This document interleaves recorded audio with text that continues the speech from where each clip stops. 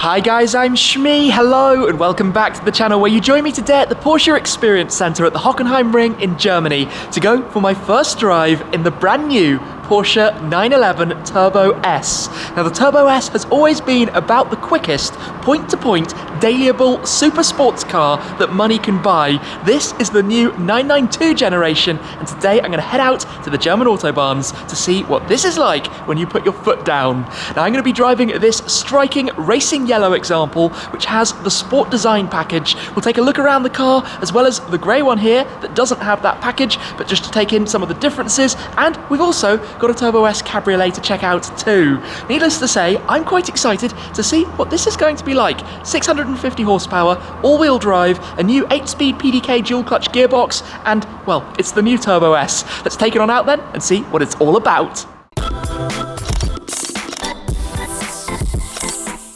We have a very nice line of cars here then, the three new generation Turbo S's. Beyond those, in the Viper Green, we have the 4.0 versions of the Boxster GTS and the Cayman GTS. Behind the two GT2 RS's, we've got some Taycans, and in fact, there are more Taycans currently out on the Experience track. And that in the background is a 911 Cup car that is blasting around. I think we will hear that in just a second. Awesome, from Porsche's motorsport division, like the GT products. These, though, are what we're talking about today, and in particular, the car that I'm going to be driving, this bright, very bold colour choice for a dailyable version of the 911. The Turbo S has always had that image of being able to go from A to B incredibly fast, but still comfortable, still usable, still with a level of practicality, and that's what I'm looking forward to experiencing. Now, this car in the racing yellow comes from Porsche's press fleet, so it's very highly equipped in terms of specification. It also has the soon-to-be launched sport design package, which consists of some of the gloss black elements you see around the exterior, also having this dual layer to the rear wing, which I'll lift up to demonstrate shortly, and around the front you've got those flicks at the sides around the edges, also gloss black that you can see in the centre. A few differences between the various versions, we'll go through that in just a moment. But the thing with this car, and obviously at this stage I've not yet driven it, is that it can go so quickly.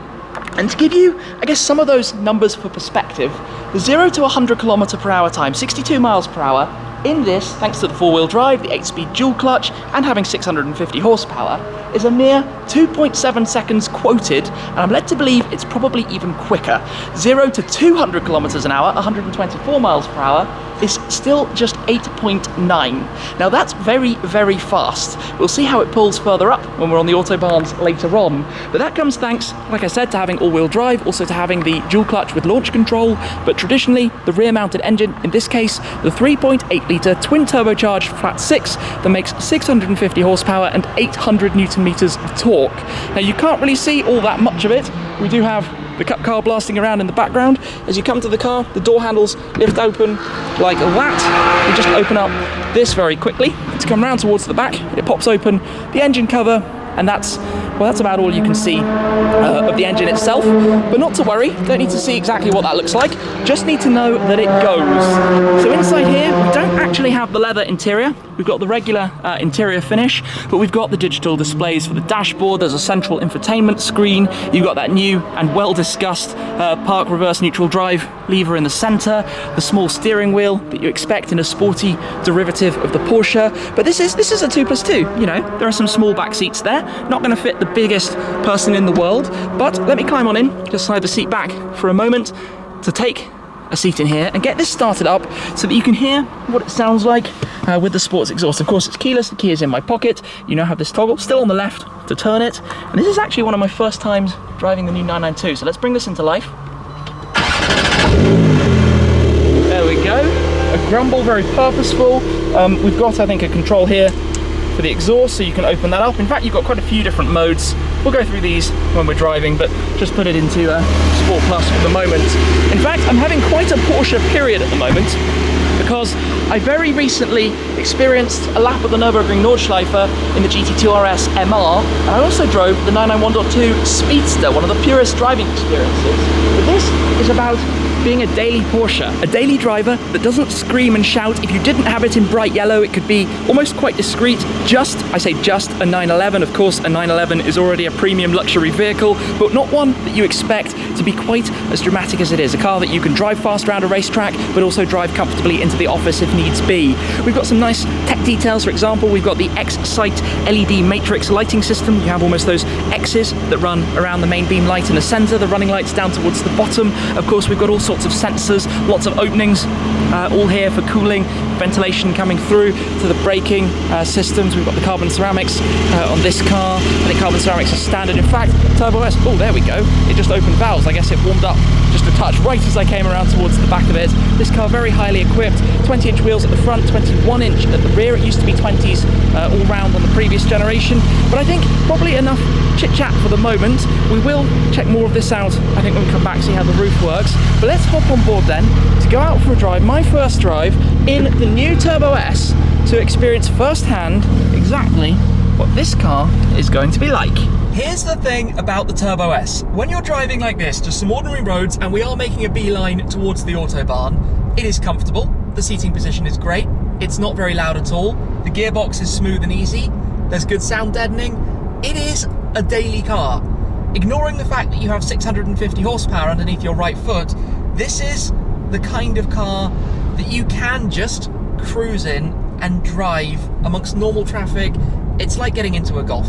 It's just easy, smooth, no dramas, just a normal drive. Then you can start to change the driving modes. Pop it into sport, for example, drop some gears. We get some nice charts as well. And in fact, with the steering wheel, I can toggle through some of those. You get a cool power chart, which will look epic actually when we go out onto the Autobahn. We'll go into Sport Plus as well in a moment, but that opens the exhaust up into sport mode. You can do it independently should you prefer. And you start to have a little bit more sense, but unless you're putting your foot down firmly on the throttle pedal, it doesn't feel dramatic in any way. I mean, just to accelerate gently first, it's just, you know, a small thing. But then if you do, yeah, that was a small taster. We will join the Autobahn just ahead, where I think we can get a better demonstration of exactly the potency of this vehicle. 650 horsepower, 800 Newton meters, but I know it's not just that, it's also how quickly it drops through the gears, how quickly it responds when you use kick down on the throttle. So let's go into Sport Plus for the moment. I'll go into manual later on, but I want to get a feel for how this behaves as we go out. I think this section is immediately de-restricted. De-restricted German Autobahns, of course, where safe to do so, you can put your foot down. Yeah, that's not foot flat at all. And of course, tyre pressures are inflated for the purpose. I like how quickly it was there on the downshift. Right, third gear. Wow, the back just squats. You can hear the turbo sound. That's 200 kilometers an hour already. Oh, we're coming up to a small little roadworks moment, but yeah, I mean, that was a nice little first demo, wasn't it, of what the car can do as we now blip down through the shifts on the way back down. Okay, it's a bit of an adrenaline rush in this thing. Let's find another de-restricted section and then let's see what it's about. Heading back in the other direction. Right, kick down, third gear. It takes off. It's that instant unleashing of power. Yeah, this is insane. That's up to 240 kilometers an hour in literally nothing. And very much with that feeling of sucking you back into the seat, because the car just, I guess, squats down at the rear. The weight of the engine over the rear tyres, which of course on the 21-inch wheels, very fat rubber as well, it just squats and launches and takes off. And I am actually amazed how in that short stretch we got up to 240 kilometers an hour there, and here it becomes an extra lane, so it will open up a little bit more. Kick down again, only to fourth gear that time, but the numbers build and build and build and build and build. So, kick down, away we go. 200, 210, 220, 230, 240, 250, 260, 270, 280, 285, and I'm going to brake a little bit. Small bit of flotation around the corner, but then not that often you're taking a corner in the air on 300 kilometers an hour and still gliding at 225, of course. It's insanely fast.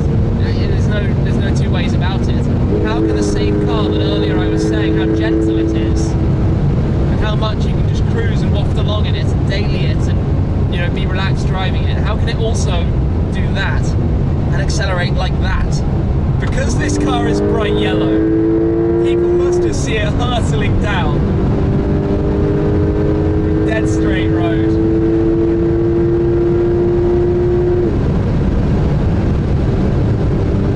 It's a ridiculous machine. That was over 300 kilometers an hour. Definitely a little bit of squirm under braking, but 302 I think I saw on the dashboard. Absolutely no problems getting there. It's a pretty undramatic way to go 300 kilometers per hour, to be honest. Stable, four-wheel drive obviously helping significantly with the power distribution, and it does have variable distribution, you know, more power going to the back depending where it's needed, more torque, etc. And again, opens up, foot down. Like watching those numbers.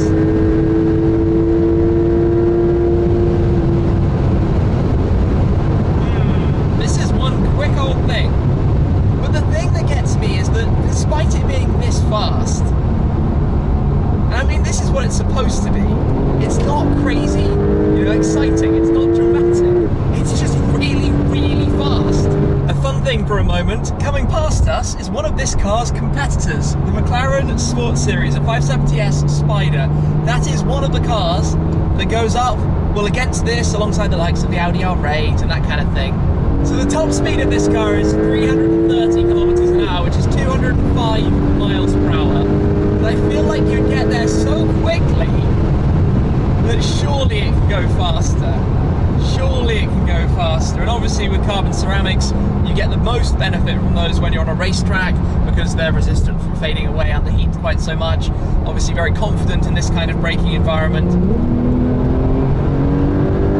even from high speed. But I did notice obviously at the slightly top end, you do feel a little bit of movement underneath you. But then, I mean, it's not a completely aero-based car. It's not like a GT2 RS or that kind of thing.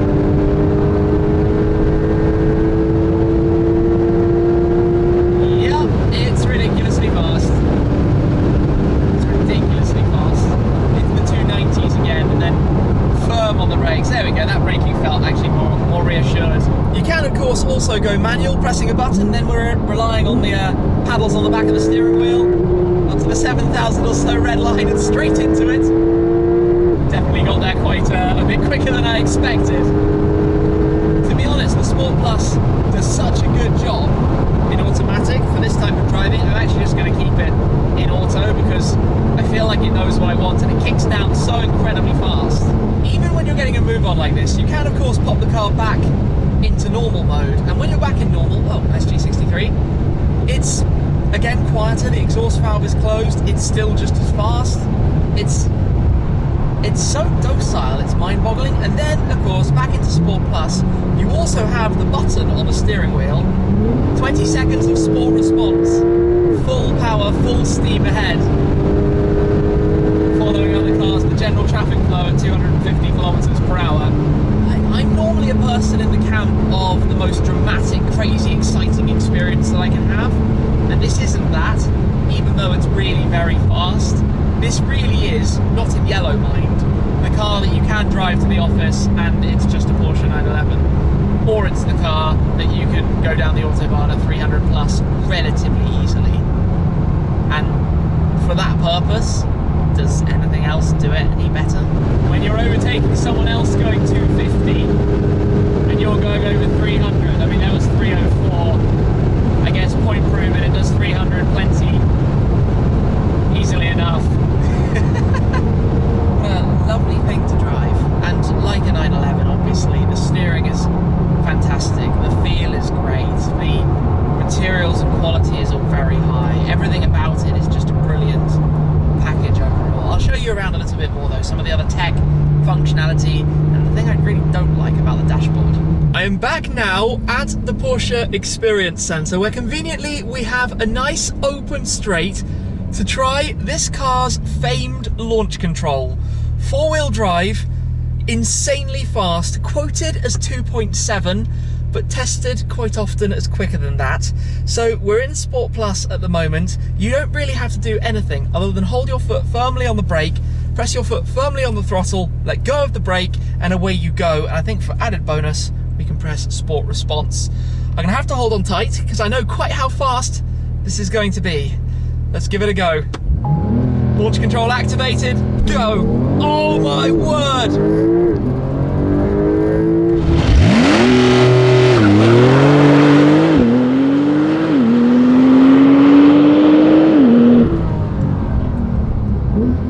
Oh my goodness, that was up to 140 kilometers per hour. So what's that? I mean, 85 miles an hour or thereabouts. But the instant feeling of your head being pulled back and your eyes inside your eye sockets, that's probably the craziest thing.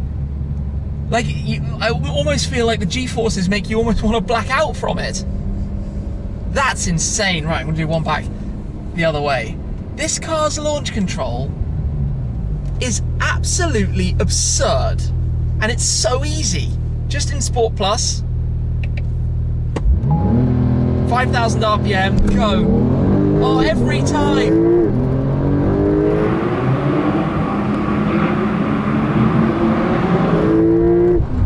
And 150 on the dash. Every time it's that feeling of, like, your eyes, oh, hazards on because I broke hard. Your eyes and your eyeball sockets get pressed in towards your skull. I mean, it's G-force, right? That's like being in a fighter jet or something. What? This is so fast.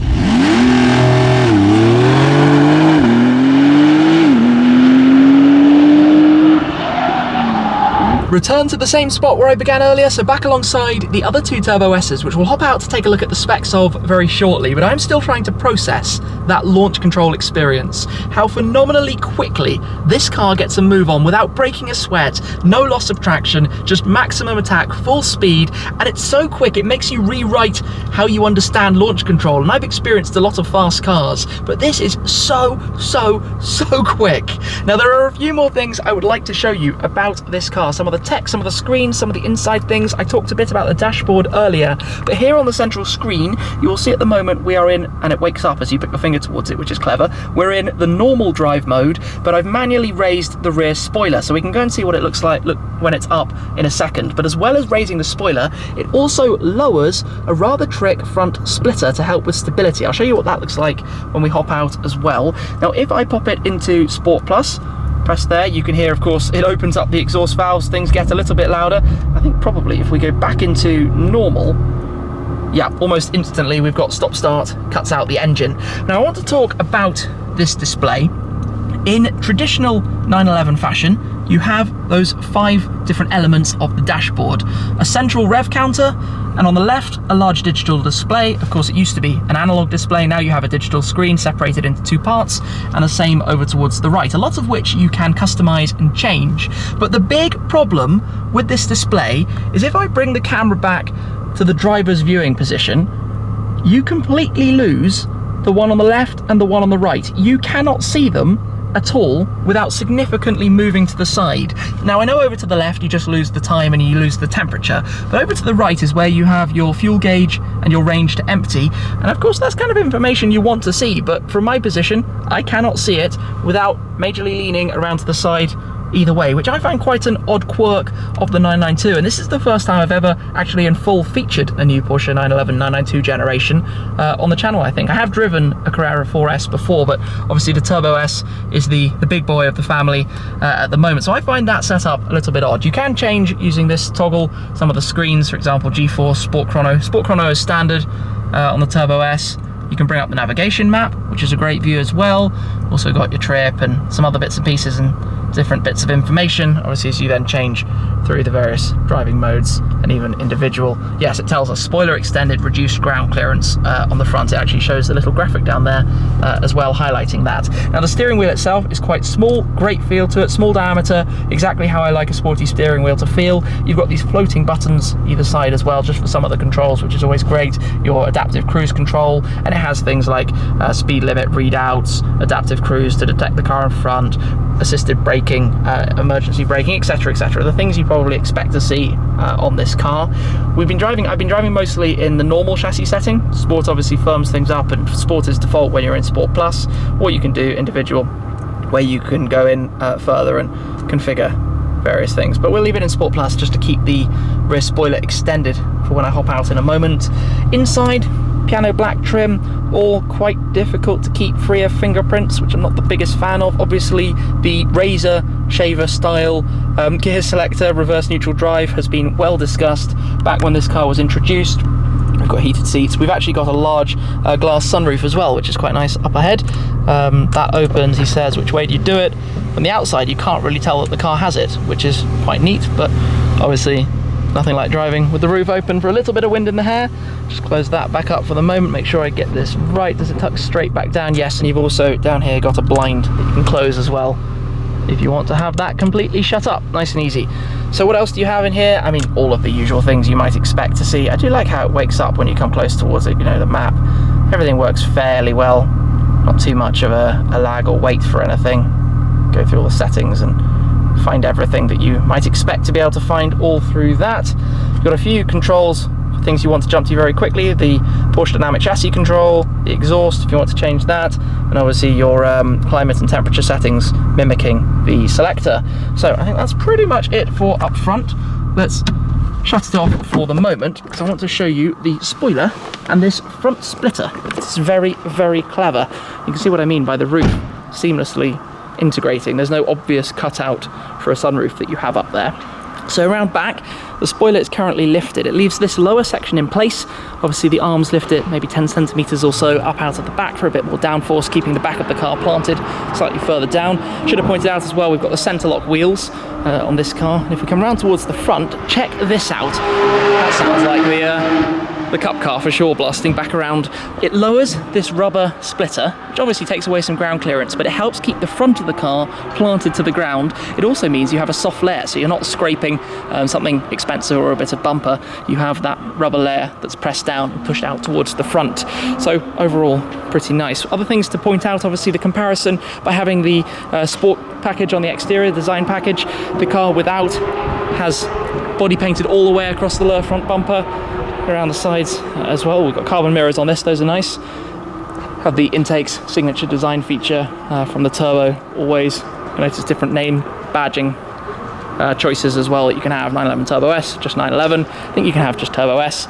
In the case of this car, nothing marked there at all. So the convertible has a folding soft top which goes very, very quickly while you're on the move, just sits on the top of the rear deck basically here, which means it saves some time in the operation, not having to lift the entire piece out, just a small section in order to fold that roof open, and gives you everything I've just experienced with the top down. Plus, this one has the full upgrade sound system I can see, and the full leather for the interior as well, front and back, and a little bit of room. You can see that there's not the most rear space. You might squeeze somebody small back there, but in the case of this car, if we just come through, it's not huge. These handles are often, they pop open when they detect you coming towards if you've got the key, but I did actually leave the key inside here, so that's why that didn't work as expected for the moment. If I show you just folding the seats forward here in the back, and I'm going to squeeze through, you can fold these forward, which mean you then have a flat floor to put some things on, a bit more space. These are basically for a short journey, squeezing somebody in, or for making it a little bit easier to put some luggage in, but not the best, let's say, car for hauling a family around, that kind of thing. Oh, it's a GT3 RS. Nice. GT3 RS, Weissach, I think, in Lizard Grün. So, 911 Turbo S, experience of this car today. Well, take home number one. There we go, blast around. Take home number one, fast, really very fast. Take home number two, pretty dailyable. I mean, that's the main thing about the Turbo S, always has been.